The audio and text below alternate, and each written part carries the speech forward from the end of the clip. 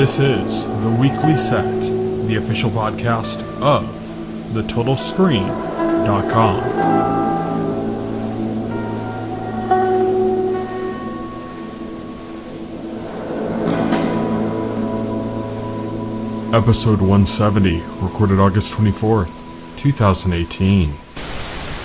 Hello, everybody, and welcome to The Weekly Set, the official podcast of TheTotalScreen.com. I'm your host. My name is Tyson, and joining me today, as always, is my partner in crime here at The Total Screen, William Rorick. Hello. So, today we are going to be talking about Castle Rock, Season 1, Episode 7, titled The Queen. So, the first thing I want to say about this episode is that I liked what it did, not necessarily in its structure and everything, but just the fact that Castle Rock was like a really branching story. It had like all these different points, these different anchoring points. Yeah. And then this kind of brought them all together. It kind of shrunk the story. It kind of made it more about this family. Right. The story definitely gets more intimate now. Yes, exactly. Because through this episode, we realize that the events that are happening are very centrally focused on this family, or it seems to be. Mm-hmm. That is the impression. We're kind of getting like a perspective on everything else that's happened, but all through the eyes of Henry's mom, Ruth. Yeah. And so everything's kind of from her perspective, and it's all out of order, and it's all over the place. And then in addition to getting that perspective on it, we're also getting some more details about other things that kind of have happened in the past. So the framing is like, she is jumping through time, either like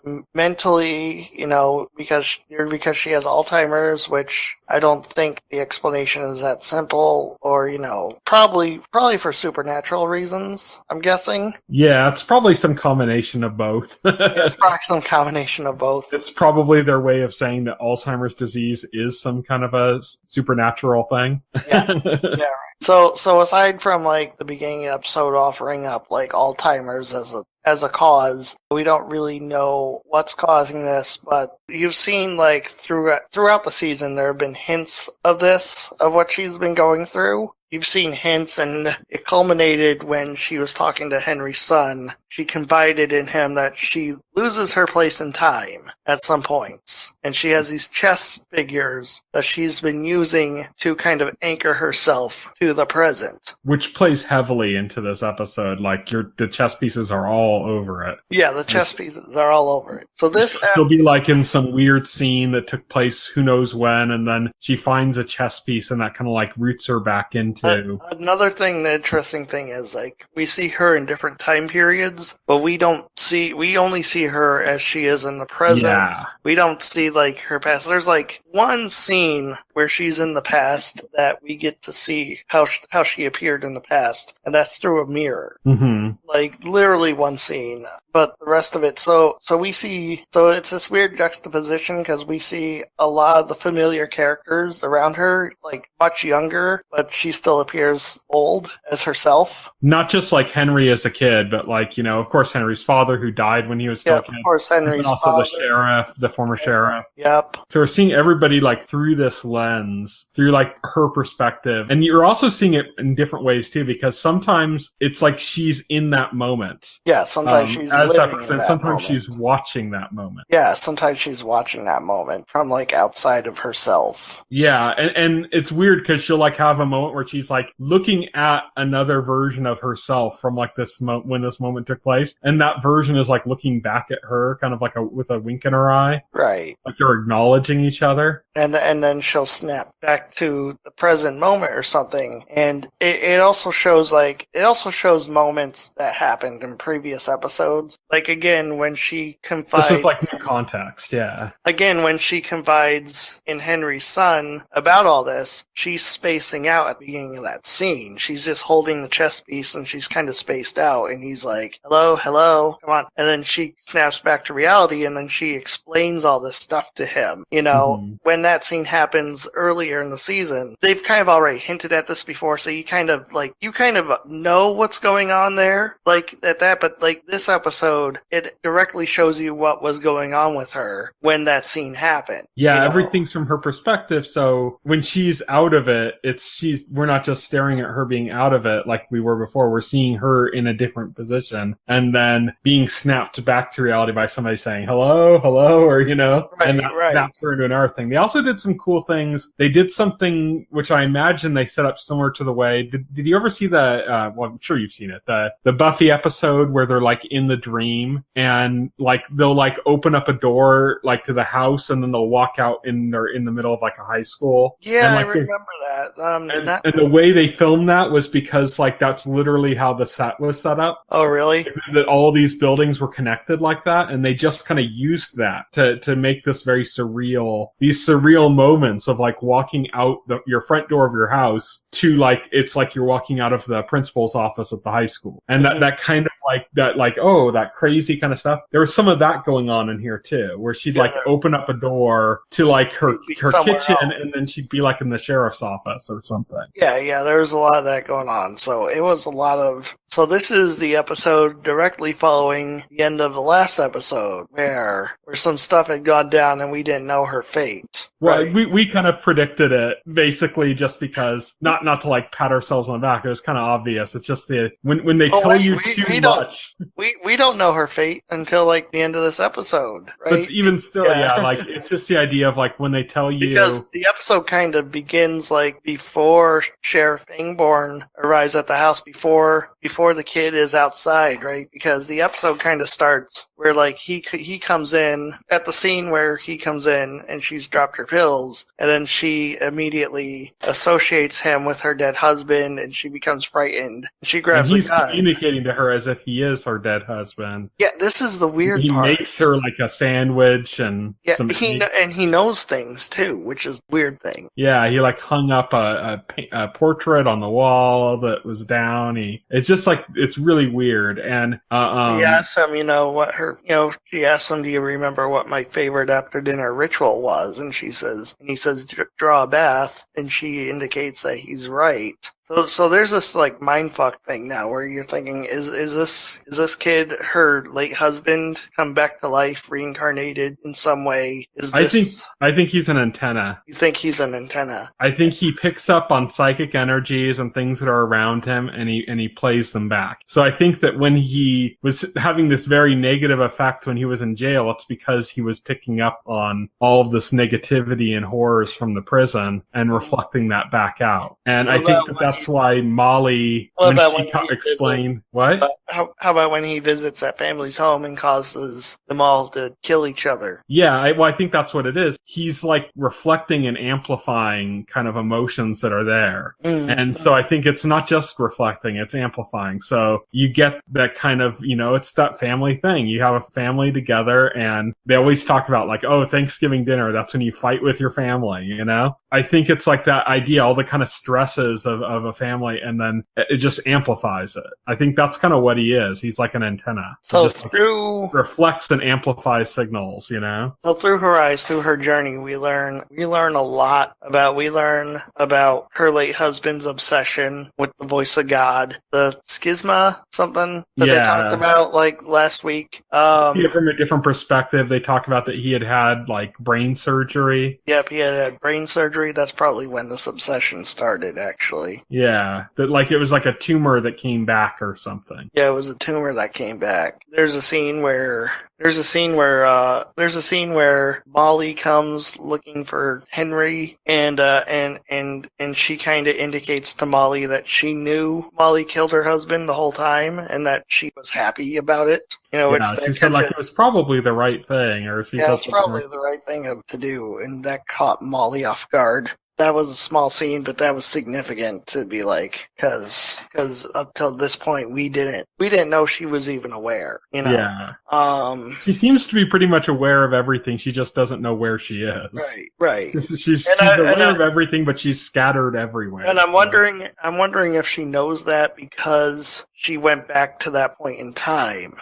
Since she's moving around in time. If that's how she has only that seems knowledge. to be moving to her own moments in time. time. That's true. So if she was there, she was there, kind of thing, you know? Yeah, that's true. She seems to be only moving to her own experiences. So we learn a lot about her. We learn how her relationship with Sheriff Pangborn developed in the first place. You know, they formed a friendship while he was I guess he was a deputy. Yeah, well, this is like another interesting point because when this started, and you're kind of seeing this from her perspective, and it's narrowing in the story into something more intimate. She's still with her husband, right? Yeah, but what I mean though is when it's doing all of that, it's like, okay, where are they taking this with her perspective? They're narrowing the story, they're making it more intimate. But what they're really doing, and you only kind of start to realize it by the very end, I think, is that they're really making it a story about her and Pangborn. It's kind of like the whole episode's kind of about the two of them. And, you know, the husband's kind of like an element of conflict in that story rather than it being about him. You know what I mean? Right. That only really kind of crystallizes by the end of the episode, though. That's the real important stuff we're gleaming in this episode is their relationship and kind of like what it means, and the fact that she's got this thing going on with her memory where she's traveling around, and he's kind of like, you're getting kind of his grumpiness and his perspectives, and you start to kind of wonder other things too. Like I was wondering, like, oh, he's kind of always had this feeling about Henry not being quite right or something. And I think a lot of that ties in, like he had said that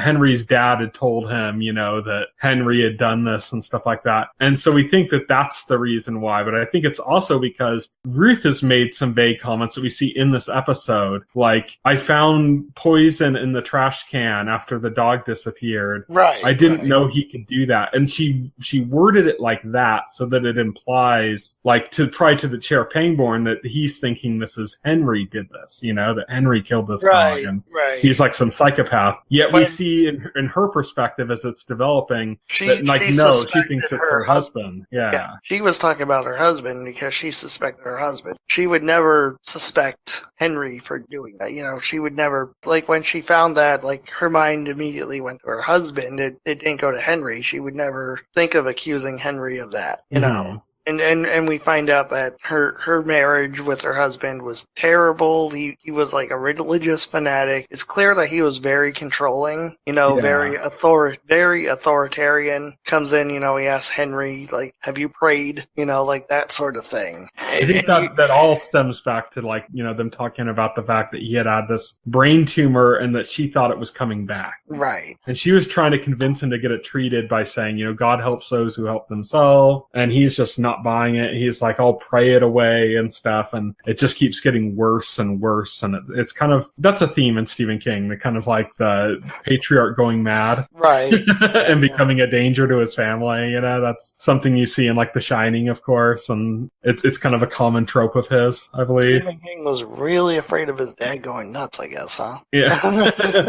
Well, daddy issues has been a big thing for not just Stephen King, but anybody who's a big fan of Stephen King that's then become a writer themselves. Like, daddy issues has been like a big part of the storytelling method, you know? Yeah, it's been a big part of storytelling. It's funny because as far as I know, Stephen King had no actual daddy issues. He certainly hasn't admitted or written about it. And he wrote an entire book about, like, his life, so.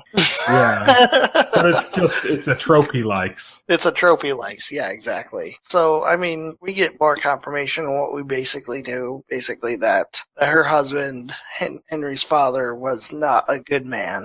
We get more confirmation of that. And basically the real interesting takeaways from this episode are basically like how things are converging on this family in particular. You know? Yeah.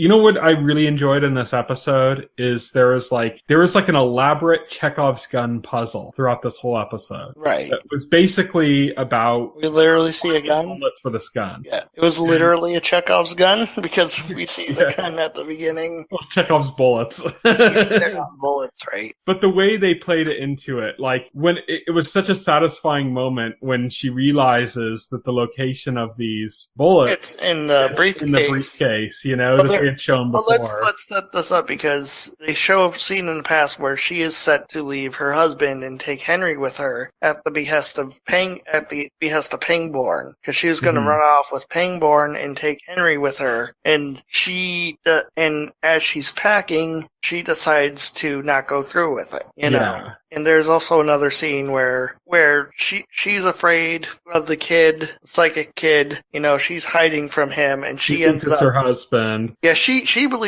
genuinely believes this kid is her husband come back to life. Like I said, she says, you know, that her husband's back, and it's not just in the past. It's not just that I'm in the past. It's he's back in the present now. She genuinely believes he came back to life through this kid. Well, it's ruining terrified. her system, because she had this whole system with the chess pieces that helped her like get her way out, but she finds a chess piece, gets her way out to get back into the present, to get her mind back into that spot, and then here's this person now that she believes is her husband reincarnated, speaking like her husband, using memories of her husband. Yeah, using memories of her husband. And it's like, it's fucking with her, because now she's unsure of where she is and what time she's in and stuff, because it's all mixed up now, because he shouldn't be there in the present. But so she can't escape.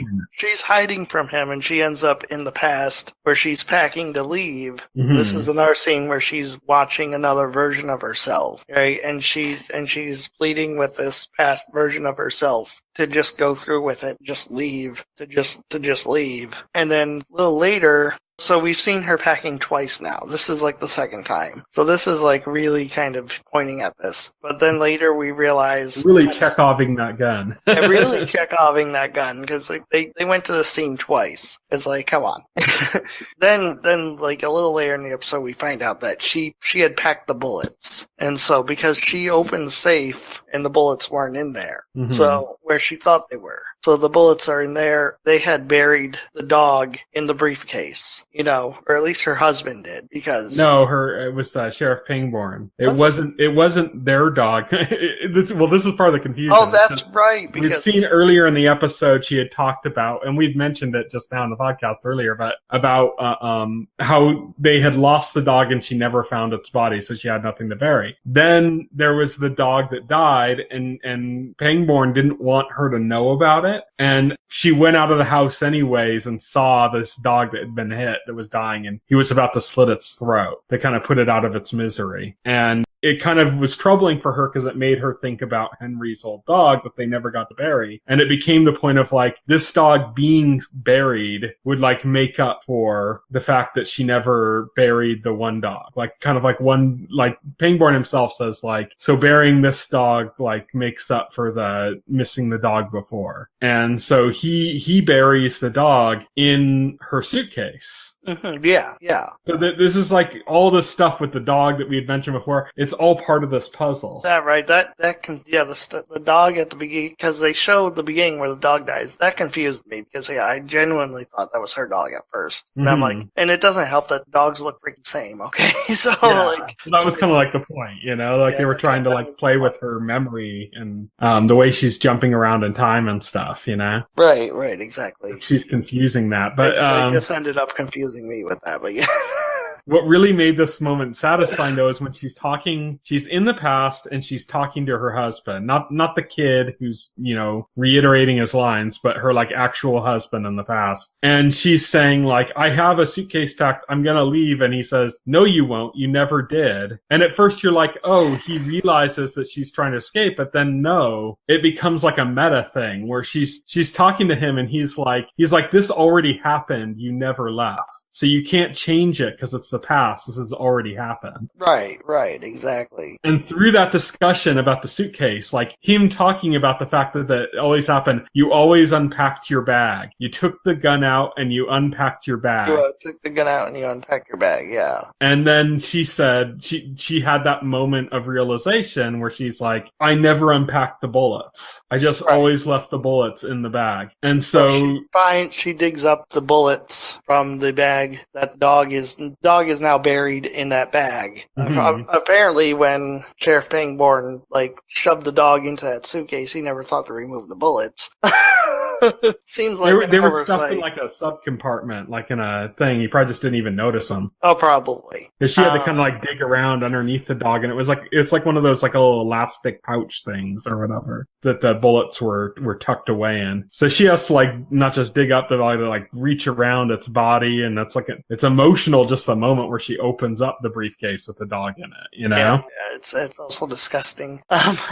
Thankfully, it's shot at like night, so you kind of only see the shape really more than anything. Yeah, more than anything. So she gets the bullets, she loads the gun, and she hides and she waits for this kid who she thinks is the reincarnation of her dead husband, but she's like running away from, to come at her. And then the door opens, a figure shows up, she fires the gun, she fires several shots. And then this is what kills me, because then it's revealed that it's Pangborn, who was looking for her from the end of the last episode. He had checked the inside of the house and saw it was a mess, and then had gone out and looked for her, but we never saw that. We never saw that, and we never saw what happened to her. So it was setting this up, it was setting up this shocker of an ending where like he's dead now. And she realizes that she killed him. She mourns over his body. This led into a brilliant ending, though. Yeah, this led into a brilliant ending. The way this episode ended was just brilliant and where like she flashes back to when he comes back to Castle Rock from New Hampshire. Yeah, but the way it cut, because she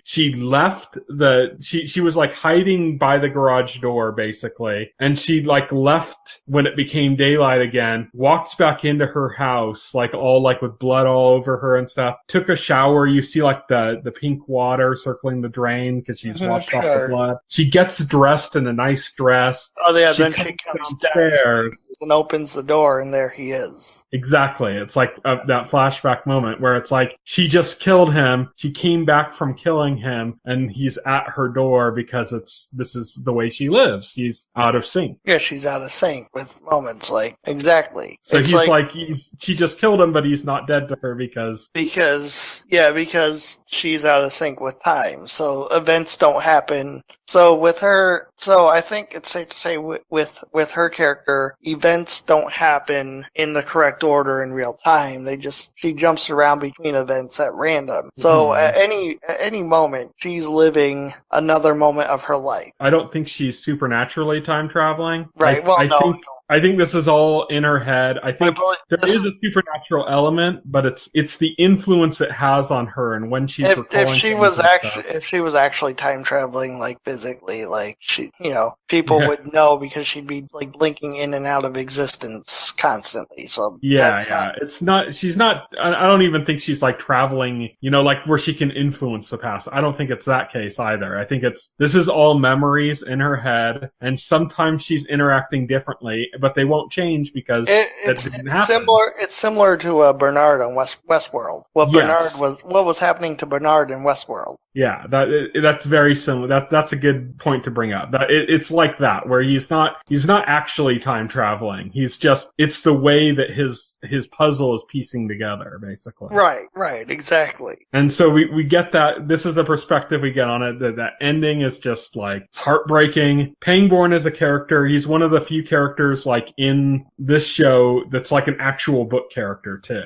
Right, which makes it kind of interesting. Which kind of makes it interesting that's the end of his story. It was gut wrenching because you had grown to love the character. Of course, the actor they got there, that's a fantastic actor. You're like, even the parts you don't like about his character, because he's kind of like an asshole to Henry a lot of the times and stuff, and there's all stuff, but you kind of get perspective on all of that. You get perspective on how hard his life is trying to take care of Ruth, how much he cared about her, even when she was with her husband. There was like the moment when they're looking at each other in church. Well, the deal with Henry and Pangborn and why they're so adversarial is because neither one trusts the other or their intentions, Like I think I got the sense that Pangborn probably thinks that Henry is there to steal Ruth away from him, take her to like Texas or something, like Henry brings up earlier in the season, he brings up is taking her back to Texas with him, And Henry just kind of wants to take care of his mom. And Henry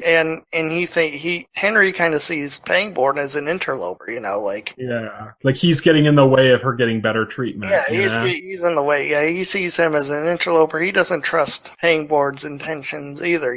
Like it's kind of like if your parents get divorced and your mom starts dating like a new guy or something, and you're gonna like hate that guy. You're just gonna be like, oh fuck, like who the fuck are you? What are you doing with my mom? That's kind of Henry's attitude, especially because she's vulnerable. Right. So to Henry's perspective, he came to his mom when she was vulnerable. As we're seeing in this episode, this is like kind of a romance that's been blooming since she was still married to her husband. This is something. This isn't him taking advantage of a woman with Alzheimer's. This is like something that's been going on long before that. We find out it's been going on for a long time, and that he truly, deeply cared for her. He wasn't taking advantage of her by a long shot. Like when he'd be against, the idea of putting her in a home and stuff, it wasn't because of like him just being kind of egotistical or like wanting control or something. It was because he'd be in appointments with her and the doctors would be saying like, oh, we won't know until you're dead and we dissect your brain and stuff. And that had like an emotional effect on him of saying like, well,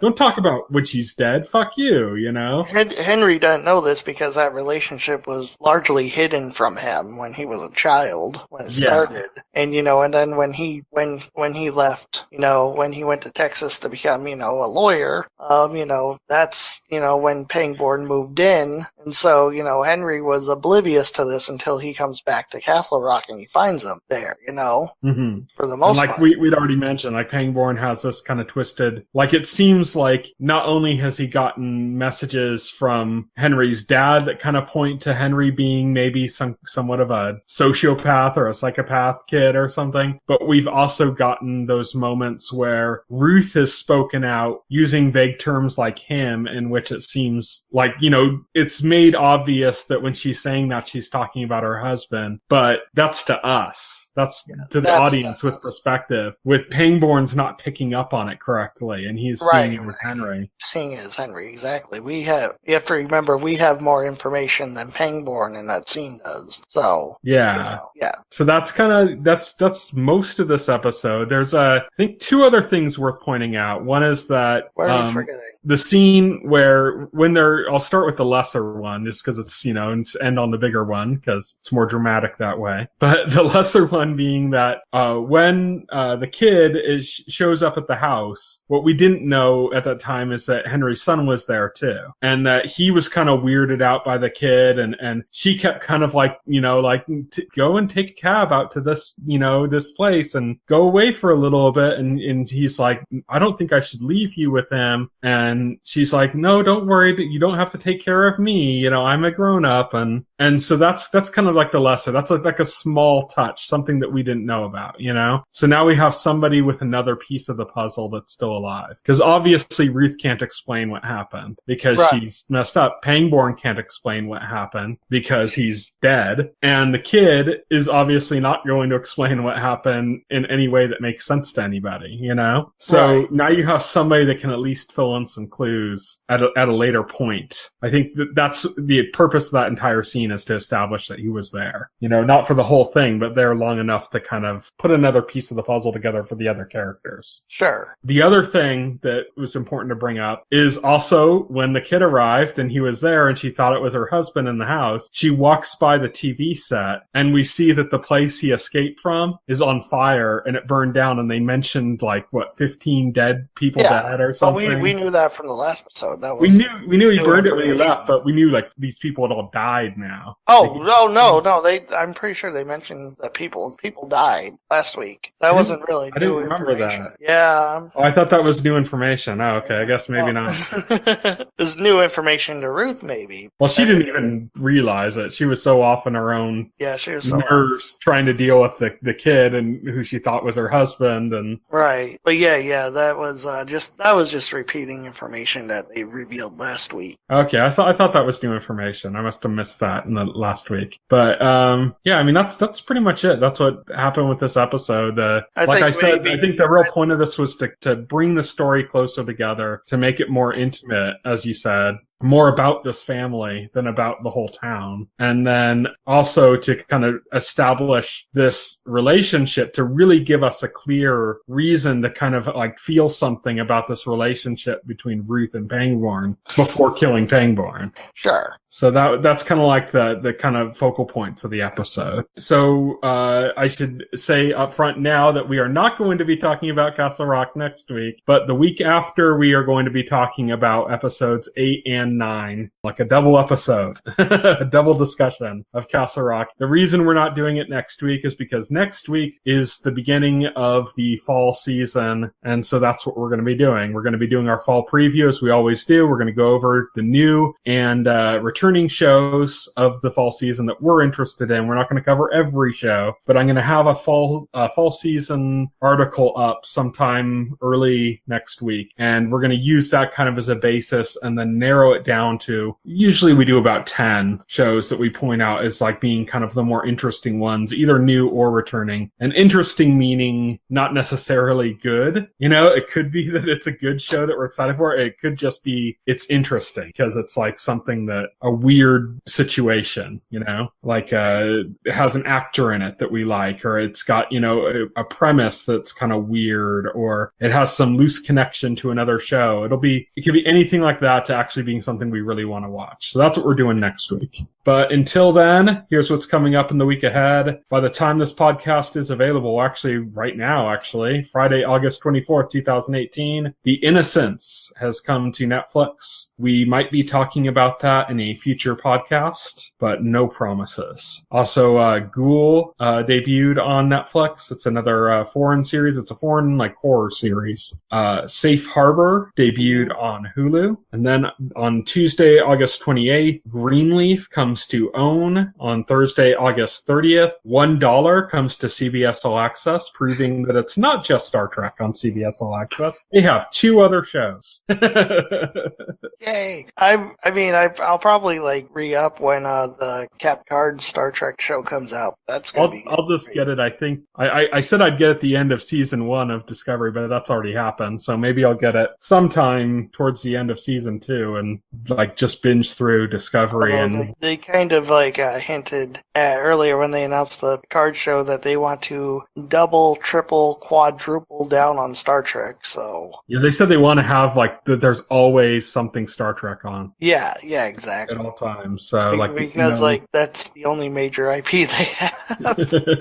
They're trying a few different things. They brought over the sequel to the Good Wife, which I know has a kind of a big audience as well. But then they've also tried a few other ones. They had this one called Strange Angel that has to do with like Aleister Crowley and like this like rocket science, and it's just like a weird thing about sex magic cults and rocket and science. Yeah, no.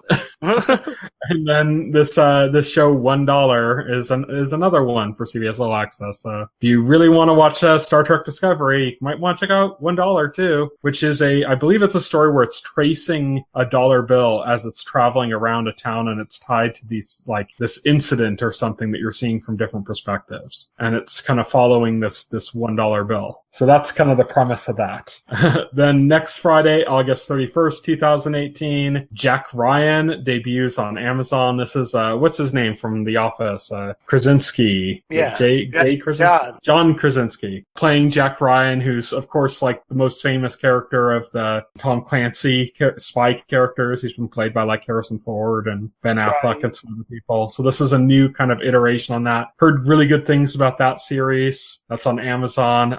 Alec Baldwin played that character at one point. Yeah, there's been like 4 or 5 pretty big actors. Who's the guy who plays the young Captain Kirk in the new Star Trek franchise? Oh, yeah. Chris Pine. Yeah, he played Jack Ryan too, I believe. Yep, he did too. Yep. But yeah, I mean, I've heard good things about this, so who knows? Ozark returns for its 2nd season on Netflix. Ozark is kind of like a It's like Netflix's Breaking Bad. So they're trying really hard to nail that Breaking Bad formula, and Ozark is like their attempt at that. I thought the first season was pretty good. Second season's been getting kind of mixed early reactions. We'll have to see. Paradise PD comes to Netflix. This is from the creators of Brickleberry. It's an animated comedy. And Undercover Law comes to Netflix as well. So again, lots of streaming shows. In fact, every single show except one that I just mentioned that's coming this next week is on a streaming network or a streaming service. Right. Like, that's how crazy it is. Yeah. Greenleaf on OWN is the only one that's not a streaming service. Lol. No thanks. The Oprah Winfrey Network. So thank you everybody for listening. I'll talk to you next week. Night. Later. If you would like to reach out to us and make a comment,